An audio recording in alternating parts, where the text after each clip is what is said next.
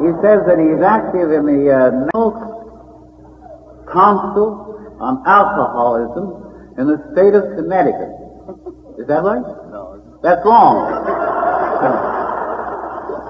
Well, anyhow, he's going to tell you about it himself.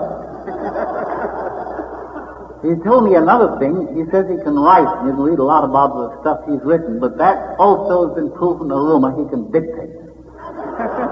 So I'm going to give you one of our dearest friends with no laughter now, and a great heartfelt piece of gratitude I have from him coming from the other side of the tracks, and which you have just as much gratitude due to him, Dr. Tiebout. Tiebout.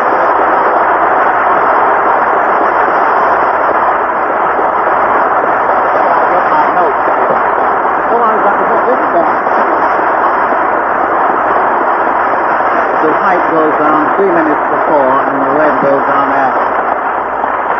Fire.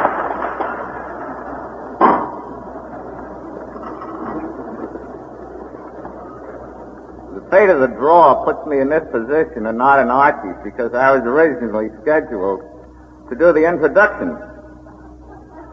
I don't know who's going to come out better, but I have some very strong ideas as to where I came out.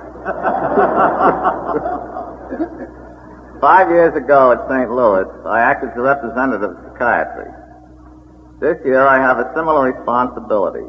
It is a pleasant duty, and I appreciate the opportunity to address you again. The topic I have selected has interested me for many years. AA is faced with a dual responsibility.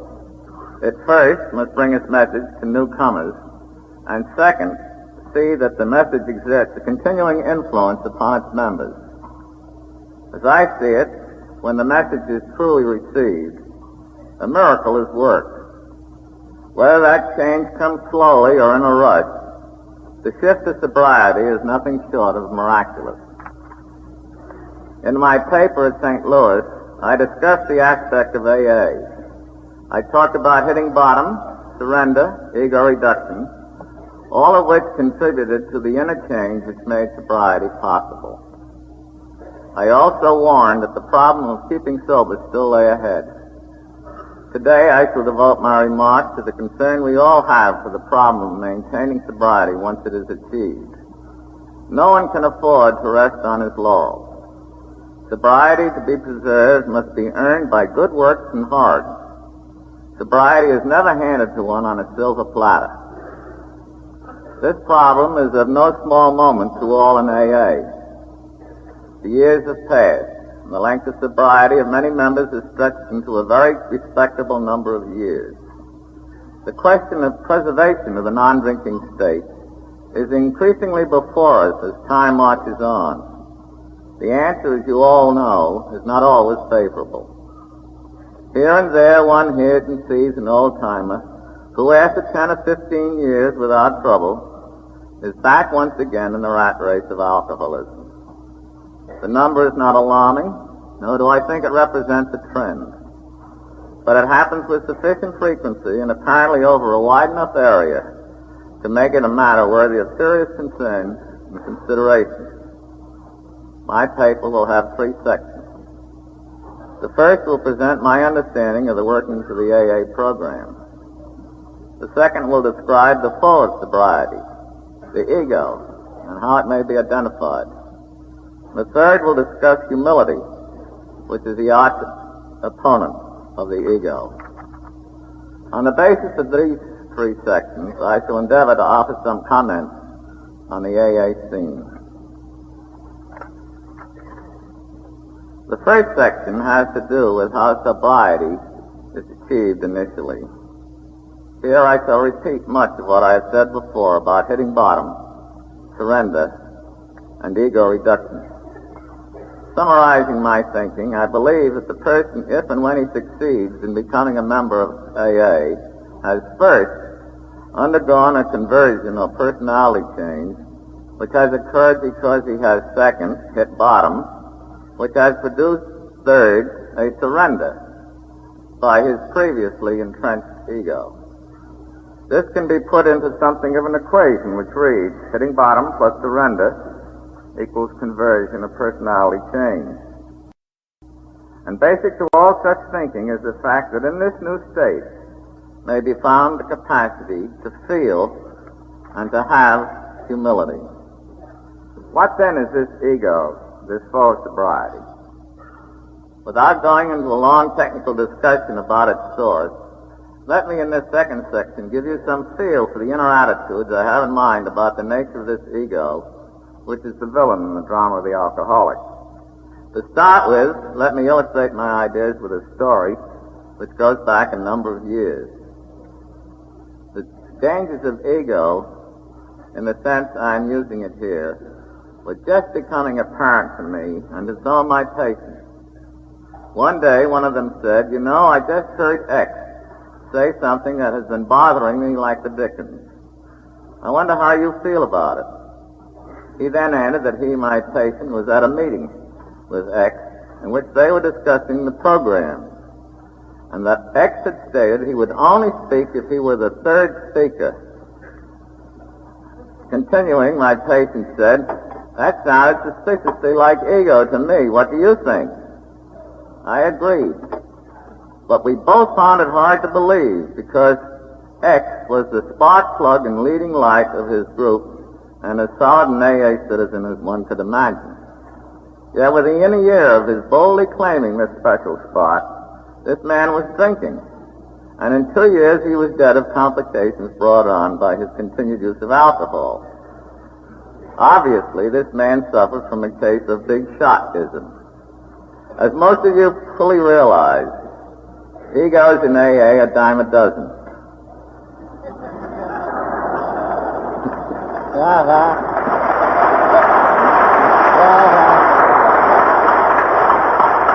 I can say along with Archie, you know, on the other side of the fence, too.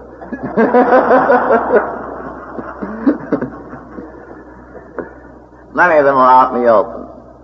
They constitute the power boys, who often get things done, but just as often are the cause of endless headaches because of their very forcefulness. They are not noted for their patience.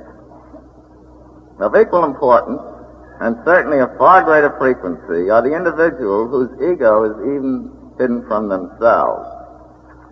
The following incident makes its point quite simply, I think. It concerns a patient who had been protesting vigorously that she couldn't have a big fat ego because she loathed all persons who showed any evidence of that kind of thinking and feeling. That she had no use for anyone who thought herself or himself superior, putting on airs, as though he were among the blessed. After she had finished proving that she was not ego-ridden, I asked her a couple of questions. The first was, which way do you look when you loathe someone? After some wiggling, she said, I look down. I then asked her, where does that put you? The answer was an explosive, up. There was a long pause, and the patient began to talk. My goodness, you can feel up about not being up. That's an awful trap. Where does this thing end? How can you be sure about anything you feel? You kid yourself like this all the time. Gracious, you're not as smart as you think you are. Then a pause, adding, are you? Now she looked at me questioningly, with a note of humbleness in her voice. It was apparent that the wind had been knocked out of her sails, and that she had dropped way down from being up. She was having a first-hand contact with humility. For her, the word ego had taken on a new dimension. It meant no aggressive pushing ahead, but an inner state of mind in which her ego was in full flower, despite her conscious denial of its presence. It was marked by attitudes which on the surface seemed blameless, if not downright praiseworthy.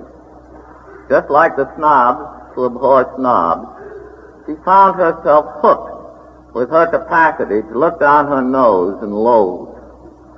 Her ego had sneaked in a totally unexpected fashion.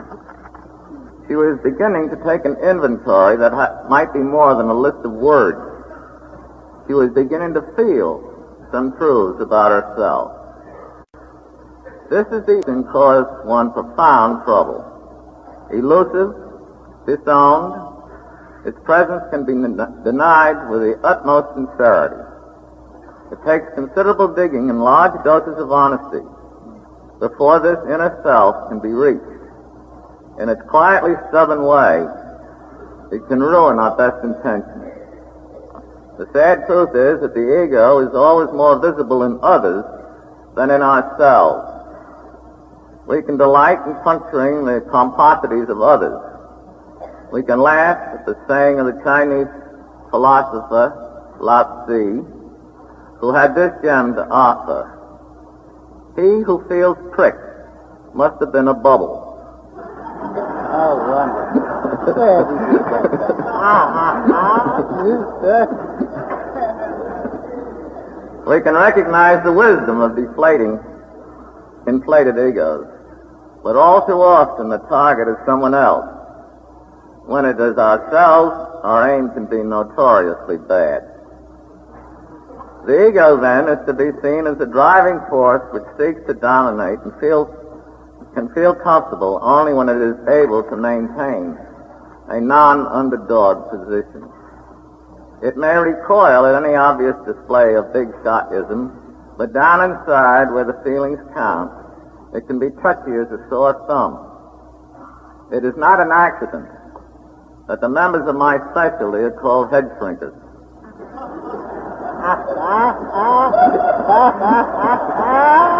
Oh, wonderful.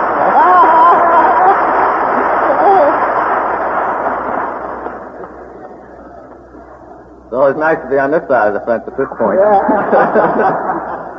Our next task is to consider the evidence which shows that the ego has gone. That evidence can be summed up in one of two words: humbleness or humility. When either is present, the ego has departed. I make no effort to distinguish between these two words, using them as synonyms to identify a state of mind which has certain characteristics. The problem, basically, is how does one feel when one feels humble? The answer to that question lies in an understanding of what I call a state of being up and a state of being down. Both of these states are familiar to you all. When one is up, one is gay, cheerful, animated. A person in such a state may be up on his toes, in high gear, or perhaps up and at 'em. He is all for action, progress, improvement, getting somewhere, and is rendered acutely uneasy whenever his advancing is in any way impeded. Perhaps more than he knows, he seeks to make life a pink cloud. In a deep sense, he lives off hope, and any ingredient which keeps telling him that someday his ship will come in and his worries will be over. For him, surrender is a completely shattering experience, impossible to contemplate. It means renouncing the will to live, the force that keeps him going. The person in the upstate seldom questions its validity. It seems the epitome of health and well-being. Down, on the other hand, is the exact opposite. In the state of being down, the individual is not gay, lacks energy, drive, and finds life a dreary bore. Such phrases as down in the mouth, or down in the dumps, successfully picture the down frame of mind. It is a state of mind to be avoided and smacks little of health. In keeping with most everyone else, for years I viewed the upstate with kindly eyes, and this down one to be the enemy of mankind. Then AA entered my life, and a whole new series of facts were forced upon me. I heard of a pink cloud, a state, if ever there was one, an upstate, if ever there was one, yet clearly not an entirely healthy one. And even more confusing, I heard of humbleness and humility, which were certainly part of a down state, yet were essential to sobriety. And finally, to my surprise, I realized that being sober meant being sober-minded, with no trace of being up. These were incontrovertible facts which seemed to fly in the face of all logic. Yet facts they were, and some sense had to be made out of them.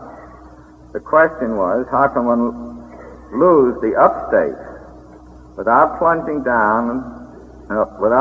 into a down, which is crippling and surely a miserable form of existence? The answer to that question lies in a recognition of the fact that the word down does not have to mean down and out. It can also mean down to earth. This down is a very real one, too. The down-to-earth individual has his feet on the ground. He can spot the pink cloud for the up element it has and can distrust its airy and unsubstantial quality.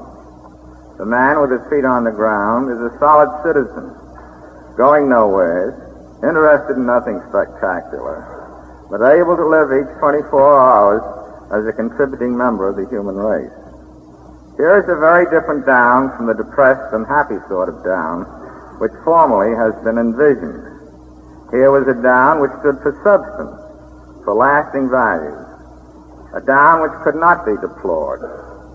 This kind of down meant health and real well-being, not the ephemeral kind, which lifts the individual slightly off this earth. Down could mean being humble and free from a lot of giddy notions about ourselves. It could mean the end of ego and all the unrest associated with that part of our nature. In a very deep and profound sense, down could mean that we were able to accept ourselves for what we are. No longer do we have to be up, looking down with scarcely concealed loathing. We are down and can look up, maybe even to a deity who has never looked down on us. We can now talk about humbleness. In the light of our discussion of up and down states, we can realize that humbleness is a down state which puts in its appearance whenever the individual descends and stops on earth rather than plunges on through to the lower regions. The humble person is down, but his feet are on solid ground. The former fears of what will happen to him if and when he drops from his high estate vanish as he experiences the comforting realization that he can let the gods fight among themselves. All he needs to do is to stay where he is and learn to live. In so many words, humbleness or humility is a down state which is livable and not a down state which is filled with rancor, unhappiness, and a constant need to escape from its strangling clutches. In true humbleness, the discontent, the restless urge to get away, all disappear, and an inner stillness makes its presence felt. The ego in the genuinely humble person is in abeyance, sufficiently so no longer to color the psychic picture, for the moment at any rate. It is accurate to say that true humility is the real evidence that the ego has gone, or is no longer influencing the individual's thoughts or feelings. The next question is now clear. How can this down-to-earth state of mind, which is the real source of humbleness, be induced and then maintained? Both of these questions are worth inspecting. The first, how is humbleness induced, is of course known to you all. Hitting bottom is the key. It brings the individual into contact with earth, usually with a resounding thwack. The use of the word bottom suggests quite neatly where the hitting is applied. For the fortunate, it can spank them into some measure of sense. The whole art of engineering the individual so that he hits the bottom is a fascinating matter about which to conjecture. You all can tell me more how it happens than I possibly can. You all have been through the mill and may have seen many others through the same rough time. Nothing I have to say will match your first-hand experiences to the nature of the forces within, which finally produce a breakthrough leading to hitting bottom and surrender. Before this group, any extended discussion of hitting bottom and its role in producing sobriety is wasted time. Therefore, let me pass on to the much trickier problem of maintaining the down-to-earth, sober person. It is one thing to knock a person off his pedestal. It is a much more difficult task to keep him from climbing right back on again. Since a considerable portion of my practice is devoting to helping AA members develop their capacity to stay humble or down on earth. Out of my experience, 3 points seem to have particular pertinence for this audience. The first is the need to recognize that the ability to remain on earth is not under the control of the will. It is just as impossible to will yourself to be humble as it is to lift yourself by your bootstraps. The very effort to will humbleness is in itself an act of sheer arrogance. It is an attempt to dictate how one should feel. One can only hope and pray for the desired feelings to come along. One can just not order them to be present. The feelings have an independence which must be respected. The second point for consideration is that as people, we have forces within us which can carry us off earth so subtly and so quickly that we are totally unaware that anything has happened to us. The climb back on the pedestal can go completely unnoticed. The old-timer who insisted on the preferred position could still talk AA and be convincing to himself and others. My patient had spotted the returned ego, but the victim of that return was totally innocent of the fact. If so charged, he would flatly asserted his humbleness and had been quite honest, although, of course, quite inaccurate. The problem of the unnoticed return of the ego is widespread. The individual who enters AA after hitting bottom has his own experience which provides him with a genuine feeling of humility. Then a tragic thing often happens. The memory lingers, but the humility slowly seeps away. Finally, the individual basks in the memory of being humble, but his ego has staged a comeback, quite without his having the slightest awareness of the truth. When this comeback has occurred, the individual can get up and say in all sincerity, "I'm the most humble man in this room." That statement, made at a meeting in Greenwich, received a salutary horse laugh, although the speaker was obviously puzzled by it. Perhaps later on the impact of what he said sank in and brought him down a peg or two. Let's hope so, for his sake. The third point I wish to discuss about the problem of remaining humble concerns the actual ways and means by which humbleness is preserved. Taking for granted this automatic return of the ego, the question resolves itself into the problem of how to stop this process of ego reinflation. Obviously, no foolproof formula exists. The pitfalls are too many. Attendance at meetings, 12-step work, repeated inventories, improving our conscious contact with the higher power are all helpful and may be depended on in most instances. However, the unwary individual may get trapped in ways which he least suspects. Time does not permit a full discussion of many snares which lurk for the unsuspecting. One danger spot is so common and so pervasive that I must bring it to your attention. I refer to the ease with which we can surround ourselves with virtue. We all have the capacity to give ourselves A for effort, and thus pat ourselves on the back, an act which feeds our self-esteem and furnishes the ego with a heady diet. A patient dreamed of doing what was right and followed that dream with another in which she saw herself all wrapped up in a lovely golden cake, a perfect symbol for the individual who is all wrapped up in herself, emitting a golden glow. Although not aware of it, she was in obvious danger. Any person so conscious of her inner glow would have no trouble planting a halo on her head with all the inflationary aspects of such an adornment. Like many another, she was being forced to realize that with her, virtue was its own reward. And oh, how she loved to gobble up that reward. She can profess all the humility in the world, but down inside where it counts, She pictures herself in a golden case. All she could do as the impact of her dream was laid before her was to smile a bit facetiously and remark, "I guess it's harder to be humble than you think. You just don't know you have such silly ideas down inside of you. And the worst of it is, I'm afraid that you are telling me the truth about myself. I guess the smart thing to do is not to dream."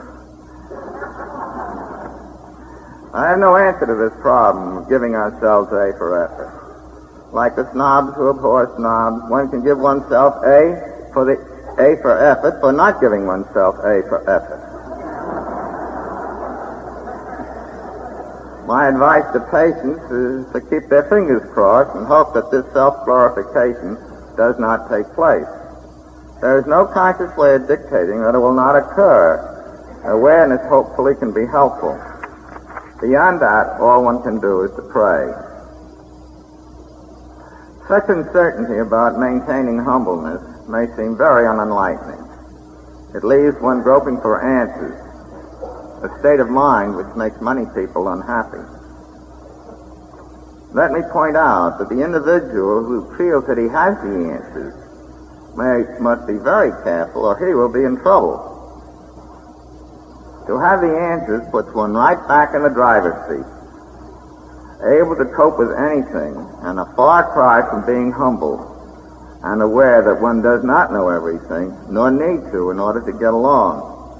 In fact, one indication of humility is a willingness to forego absolute certainty in the consciousness that man's lot is but a humble one. There are many, many things he cannot understand and does not need to. A higher power does exist and can be trusted. The humble person can leave it to there. He does not have to be in on the know about everything. I now wish to make some comments on the AA scene in the light of my remarks about humility and its place in the life of the alcoholic. Having been alerted by AA to the significance of humbleness, I could begin to see it in a wider perspective. I could recognize that humbleness is not confined to individuals, that organizations may have the problem of keeping humble. AA is no exception. Succeeding where others have failed, it was logical for some members to assume that they had a special know-how, which often made them act as though they were the only persons on the beach when it came to handling alcoholics. Such an attitude did not endear them to others, who too were interested in helping alcoholics. In the eyes of others, the humility so much talked about seemed strangely missing. In fact, sometimes it was not present. Looking upon this fact, I realized that the group must be humble. That it too, unless it is very careful, can wrap itself in the glow, which makes it sacrosanct and untouchable. Any organization can develop notions which need correction. AA can well examine some of its attitudes and practices. How often have I heard members say, and I quote with some accuracy, "Our job is to help the drunks who come to us. What's the use of all this fancy New York stuff?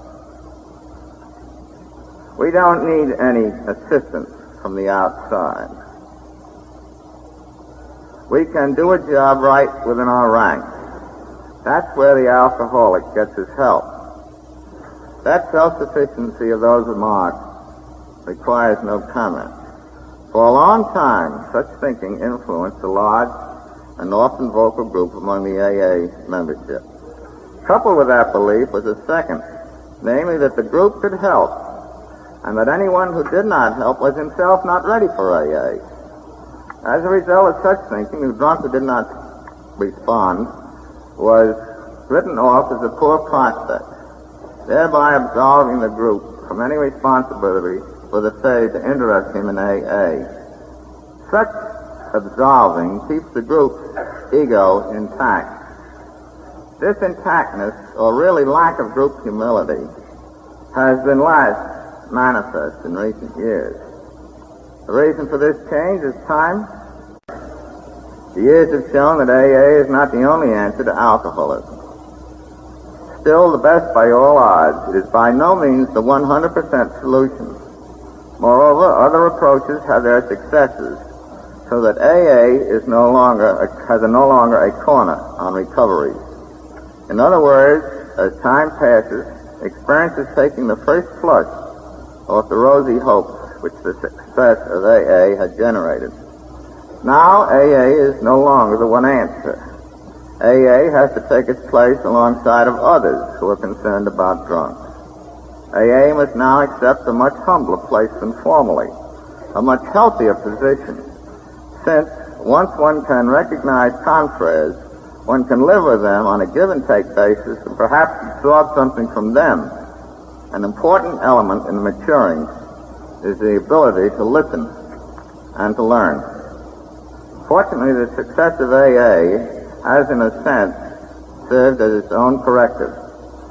Being the most promising of all remedies for helping the alcoholic, AA has had to bear the brunt of treatment, being asked to take on all comers and failing like everyone else with a very considerable percentage. It is now obvious that AA is the answer for some people at a certain time in their drinking career. When that particular time is reached, AA can serve magnificently and does. But we still face a whole series of questions. First, what about the people who have not reached that critical stage when they are susceptible and responsive to the offerings of AA? Second, has AA any responsibility for helping individuals reach that critical stage? Third, is that a job for others or for faith? And fourth, should AA both as an organization and through its individual members join hand with others who are tackling the problem? These questions were not asked to be answered, but to stimulate your thinking. I wish, however, to close my remarks with an incident from my practice which bears on the last question, the joining of hands with others. I shall tell how I was a part of a two-stage miracle. The recipient of those miracles was a man whom I saw at the insistence of his wife. He was reluctant, defensive, and even surly, but he did talk, revealing a picture of drinking which seemed pretty grim to me. Finally, at the end of the hour, he warmed up sufficiently to ask me a question. It was, "Do you think my drinking is serious?" Anxious to avoid any long lecture, I limited myself to the observation, "I'm not sure, but I'd hate to be in your shoes." The scene now shifts. It is 5 years later, and I am slated to give a talk at an AA meeting. As I enter the room, a man comes up to me, stretching out his hand in greeting, saying as he did so, "You don't know me, but my name is X, and I saw you over 5 years ago, and you told me you didn't want to be in my shoes." Enlightened by that, I said, "What's happened since then?" And he replied, "I've been in AA for 4 years, going on 5. After our talk, I thought about what you said about shoes. In fact, I couldn't get it out of my mind. So 8 months later, I decided to go to AA, to an AA meeting, and I've been going ever since." Now, I submit that I must be a miracle worker if in one interview I get a person like that to join AA. Of course, it took 8 months before my miracle came off. And without AA, my miracles could have never occurred.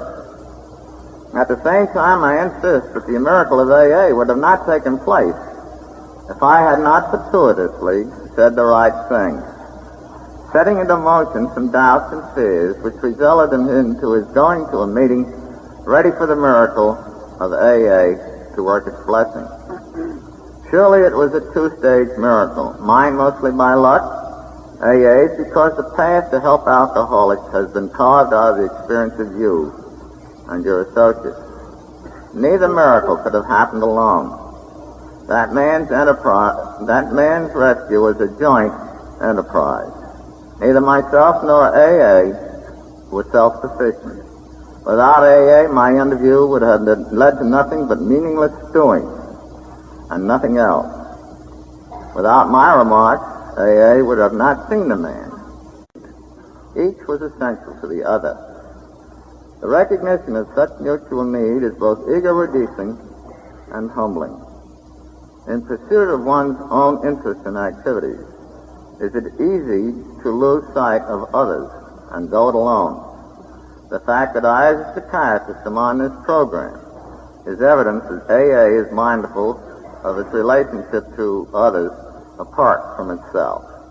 Maintain the awareness that you are but one of the instruments whereby the alcoholic can be helped, and you will have no trouble remaining humble, either as individuals or as an organization.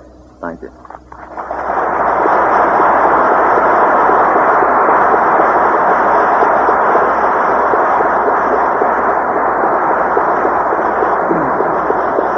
Thank you, Dr. Tiebout. Thanks for the meeting, Sarge. Oh, well. You know, we're getting more like the upper crust than ever builds here. Oh, Bill, get up. Get up. I tell you, I'm proud now. Oh.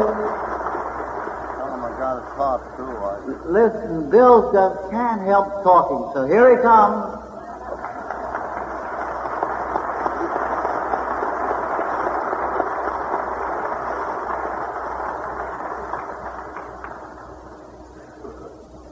As you know, folks, I've been kind of hedge-hopping from one meeting to another, but think myself fortunate to come in just in time to hear Harry say that we can do separately what we cannot do together. And although I'm sure he took no tone of reproof, he should have remarked, certainly, something on which I'm going to dilate tonight. God knows, of all people, we should understand that we are not self-sufficient. And when we think of our relation with medicine, in the first place, how through the wisdom and love and dedication of one physician, he supplied to this society its indispensable first step, this concept of this progressive, at that time, nearly always fatal illness. How he subsequently, in understanding and in love, medicated us. And the sheer medication of drunks is a boring occupation. What doctor would want to make a career of just sobering up drunks? Well, this one did, because he loved us. And he has had his great successes. And each of these has been a person who had this kind of language of heart that we could understand. Nearly every one of these in their early years had been confronted by failure, and still it persisted. Many a doctor has said, yes, it works, I can't do it. Carl Jung said it. My Dr. Silkworth said it. You heard Harry say it. What they were really saying is that we cannot do in separation what we can do together. So this is the synthesis from which providentially we have drawn these elements of strength from medicine, from religion, and out of our own experience. But now that we are a little spoiled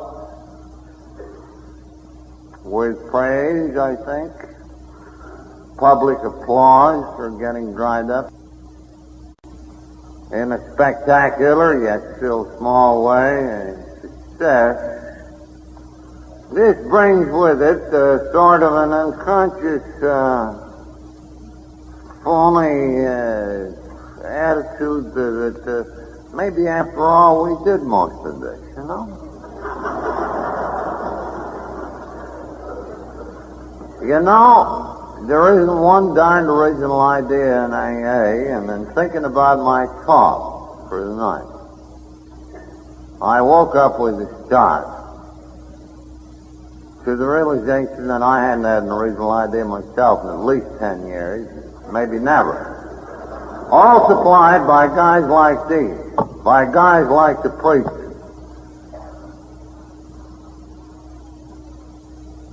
Tonight I want to talk, too, about other agencies at work in this field. Agencies that we used to fear. God be praised, the fear is diminishing. But let us never say, this is the only possible way. We cannot endorse these agencies, but we can be friendly with them. We can be tolerant of their errors and their follies, and they would be the first to admit that they have them. And they are earlier even on the pioneering scene than we have. And indeed, we are so glad to say that we evolved out of trial and error. So when they have trials and they have errors, we rather loftily criticize and we often stare.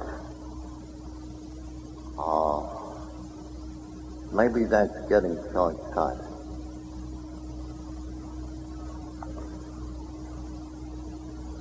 You know, this gent sitting there, Harry, now that's a fine way to address a psychiatrist, isn't it?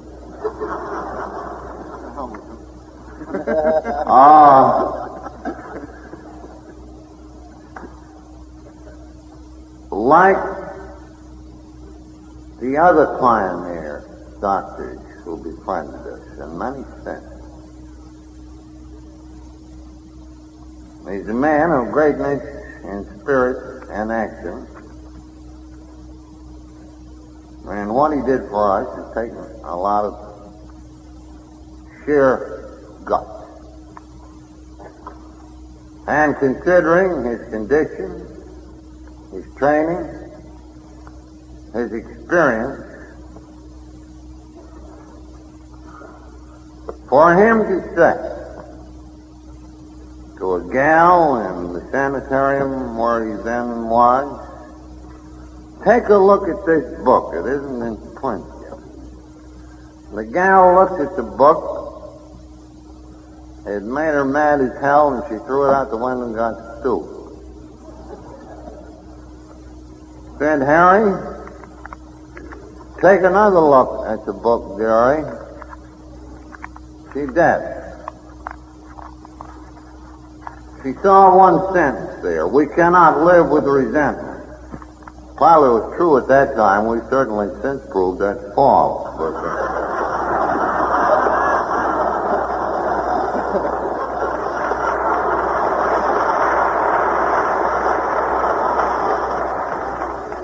At any rate, that was the word that triggered her to go down to our little meeting in Clinton Street. And in the place, the sanitarium at that time was a poor little rich boy. And he was floundering around.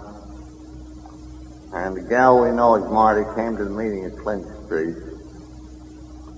And she came back with that remark, which will always stick in our annals. Said she to her boyfriend, Granny, we aren't alone anymore. And when Harry saw the effect, I see Dr. Bauer over there. Last time I talked with him, he said, listen, why don't you stop this doctor stuff? Why don't you call me Bill? You know, that's a very significant remark.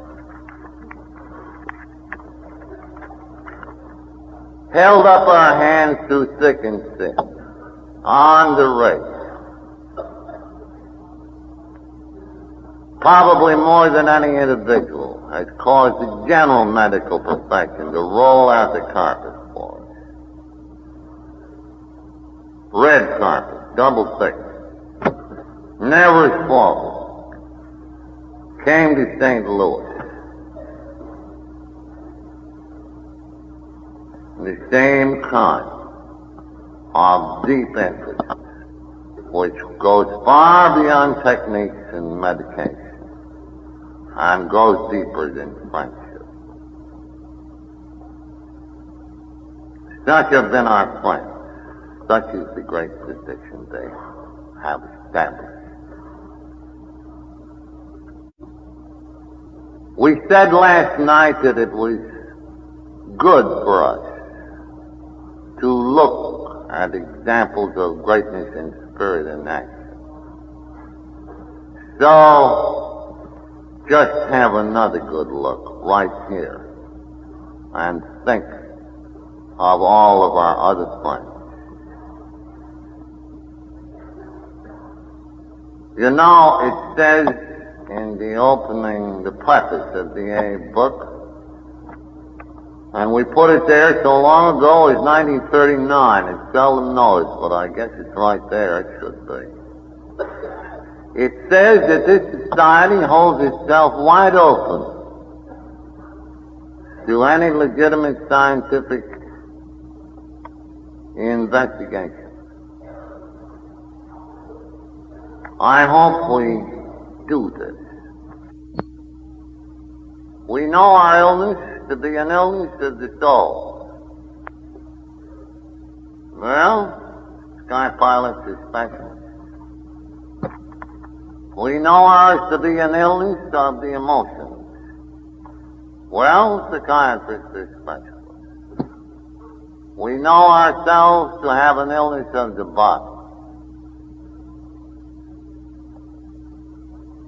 And your general practitioner is a specialist. And we also have some more specialists. We have people called researchers. And they are biologists and biochemists.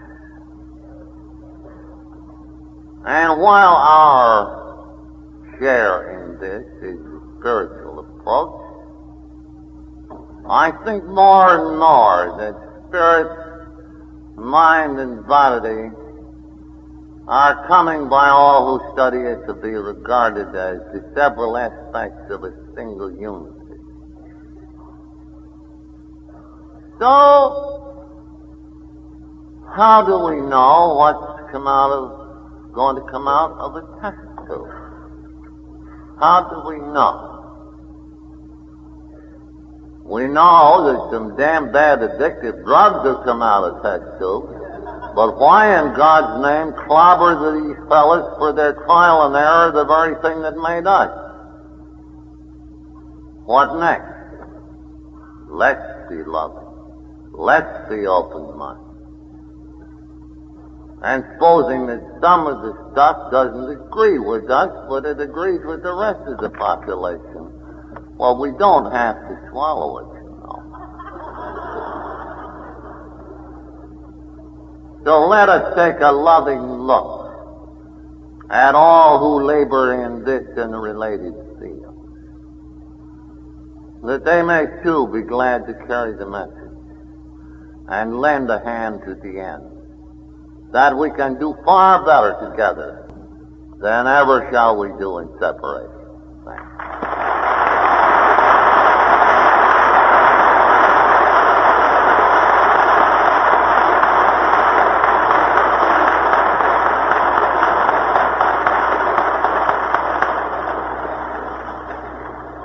You know, I'm mighty glad I don't have to practice humility. I'm proud as the Dickens to have been able to introduce Bill. I'd like to be proud again and do it.